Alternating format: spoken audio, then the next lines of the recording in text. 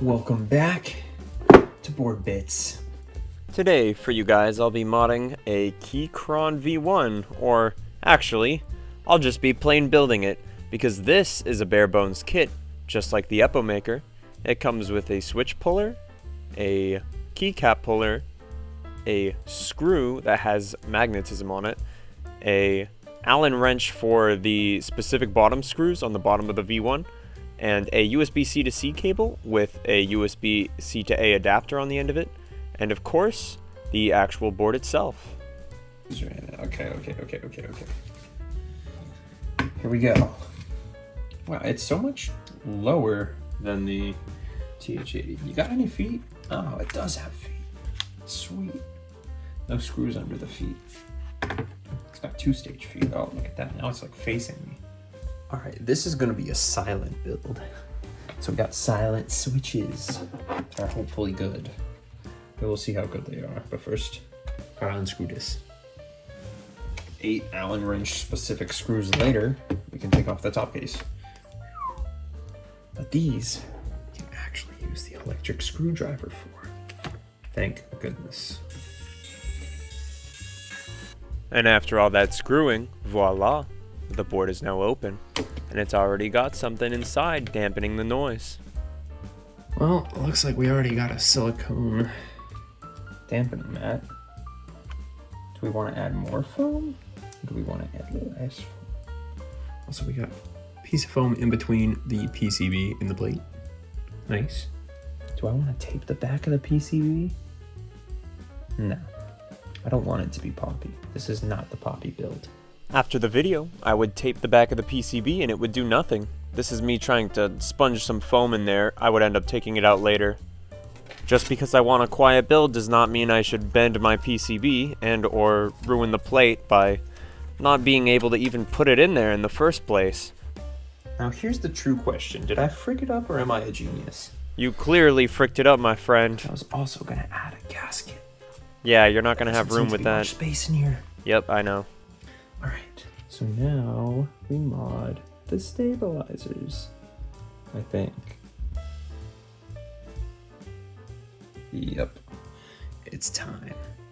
Well, plus they do come pre-lubed, minus if you want to mod them, you have to unlube them and then re-lube them, which is what I'm gonna be doing. Holy mud, it's time. Anybody else ever have Code Geass OP4 stuck in their head as they on a keyboard? No, just me. Spacebar has been fully modded. Having lots of fun here. Can you guys tell?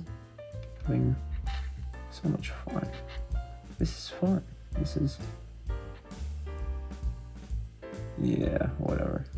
I love stabilizers. A tiny little Among Eye.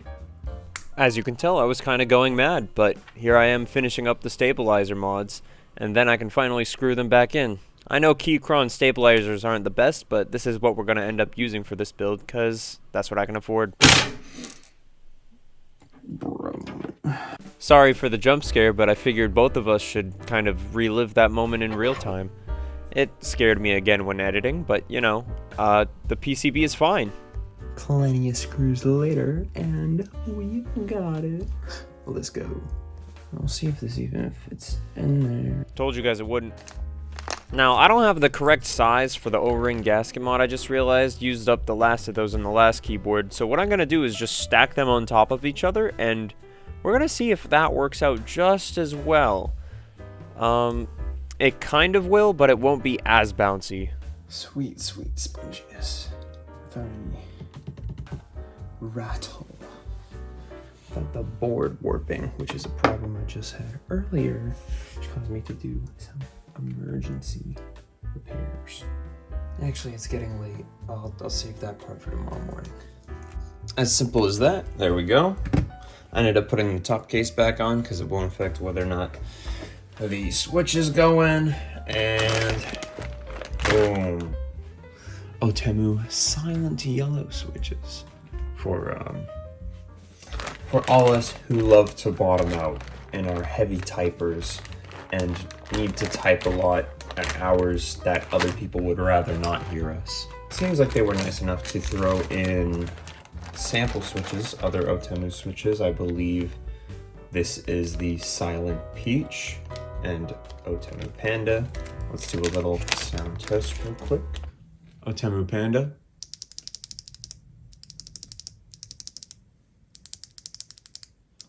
I believe these are lubed. Outemu Silent Peach.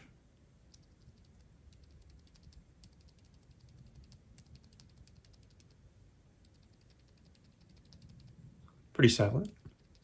This one's linear. Does not have any tactility. Then for comparison, again, here's another Silent Cream Yellow.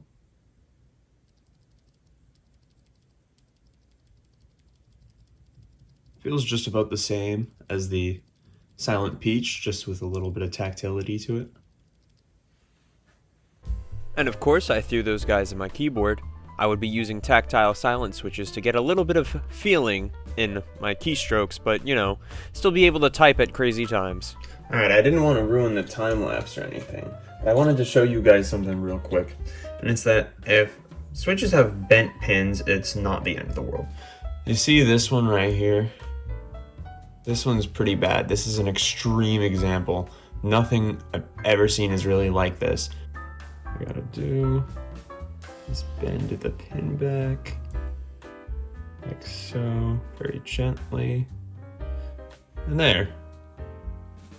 As if nothing ever happened to it.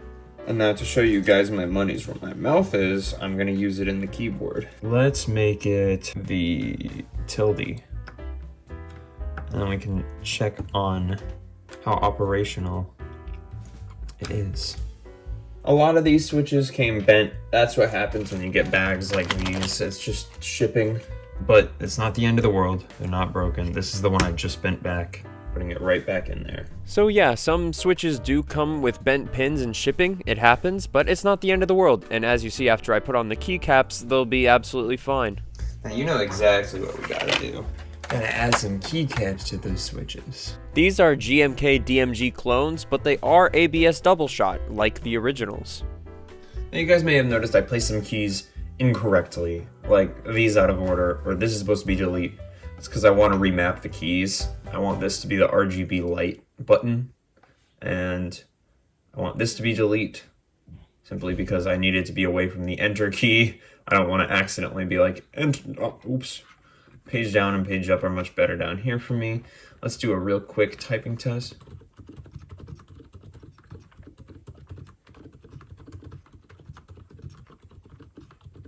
Okay, that's quiet.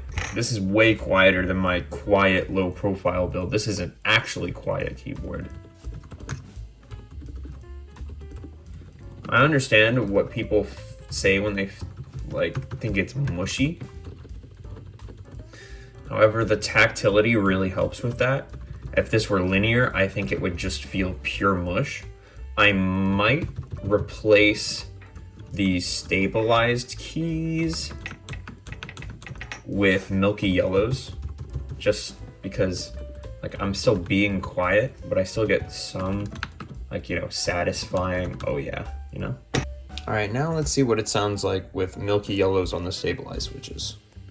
Just had a strange problem where I had a friggin' switch explode. Hey, but this gives us enough good look at how much it's factory lubed, very minimally. Alright, so here's what the finished product looks like. I changed these because I often use the volume things. Oh, but wait, I have this here. I can use that for volume now. I would end up keeping them just because, they look better. Hold on. Whatever, I'm leaving it because it looks cool. Now, for the moment of truth. Sweet, so this is my finished build. I don't know whether or not I'm gonna change it so you have to hold FN to do the regular functions, because the way it currently works is this is just volume by default. I have a volume thing right here. So I don't need double really, but let's do a little typing test.